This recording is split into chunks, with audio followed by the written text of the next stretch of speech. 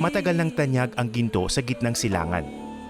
Nakaugat ito sa kanilang kasaysayan at kultura at itinuturing na status symbol. At dahil nasa sentro ng trading, mas mura at dekalidad daw ang ginto rito. Hello! Hi po, good Good morning. morning! Ma'am Annalyn? Yes po. Nice to meet you, Nice to meet you Atom. din po, Sir Oo. Atom. Tulad ni Angel, nagsimula sa live selling ng ginto si Annalyn. Ngayon, may sarili na siyang jewelry shop. Grabe naman ang inyong At wow, outfit at ang inyong tignan nyo nga naman ang kanyang mga alahas. Oh my God, sorry po. Hindi, okay lang. Huwag ka mahiya. Okay lang yan. Oh. Nahiya ako bigla. Ikaw ang, kumbaga, ikaw ang... Nahiya ako bigla, Sir Atom. ikaw ang number one influencer ng iyong shop. Kung kunyari, isa akong customer na interesadong bumili ng gold, ano yung mga unang ipapakita nyo sa akin? So, sa inyo, pag first-timer customer, mga maganda, yung mga lights, syempre, pag mga simple, mga ganitong chain, ayan. Wow, So, simple maganda. lang ito.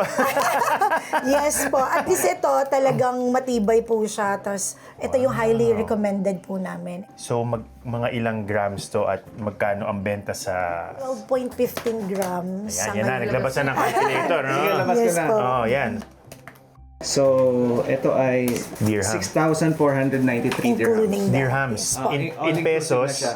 So, in Times pesos, 16, up if- siguro around 103,240. may matay.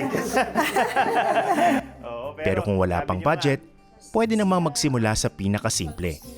Meron din po kami na ino-offer like ganito pong mga screw earrings. Pag po mga pangregalo, ito yung isa sa mabibenta din natin. So usually yung ganito is nag-start kami sa 100. Yan, mga around 3,400 in pesos. Yes po. Ito. okay. Ito yung pinaka siguro Yes, ito po. accessible. Ika. Yes po. Oo. Pero kung ano naman, kunyari, tumama ako sa loto or something. Tumama sa Ano yung loto. pinaka ano naman? Naku, yung mga special natin. Special, oh. So we have mga ganito po. Ito, talagang special mga Italian. Oh my gosh, sa itsura pa lang. Yes po. Ayan, ito. Matindi. Yes po. And the grand reveal is... Siguro nasa ano siya, nasa 1M Yes po. Yes. for this set. Ang tanong, pangmalakasan kaya ang datingan ko kung magsosuot ng ginto? Pwede ko pa tingnan kung bagay sa akin yan. Sure po. Oh, wow, bigat nga. Wow! Oh my gosh! Grabe! Iba yung dating. Para kang sumakses bigla. Bagay po sa inyo, Sir Ato. Oh, ha? Oo, pag ganitong jewelry mo, mapapabukas ka ng, ng shirt eh. Sayang naman. Di ba? Success. Maganda talaga siya. Kasi magkano to? Yan po is nasa around 440,000 Dapat maganda talaga sa 440,000. peso. Oo. Yung tawag yan, ganyan.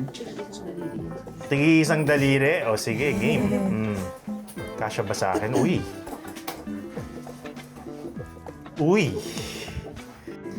Parang si Thanos nito. Uy! Thanos. Wala na. Basta.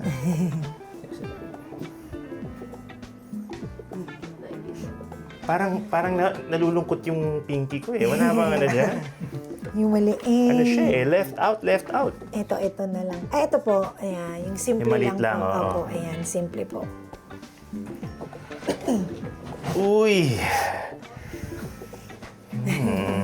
Kumusta naman?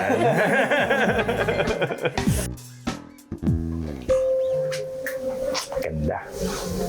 Pero bago pa tayo masilaw sa ginto, paalala ni na Annalyn, mahigit isang dekada ang inabot bago sila nagkaroon ng matatag na negosyo. At hanggang ngayon, tuloy-tuloy pa rin daw ang kanilang pagsisikap. Nagsimula rin lang naman po kami sa maliit. Na empleyado din lang po kami before. Na nangarap lang po kami. Simpleng pangarap na unti-unti namin natutupag dahil sa sipag po. Tapos huwag ka mawawalan ng pag-asa. Laging tatawag kay God. Number 1 po kasi yon. Maraming salamat sa panonood ng Eyewitness, mga kapuso. Anong masasabi niyo sa dokumentaryong ito? I-comment na yan at mag-subscribe sa YouTube channel ng GMA Public Affairs.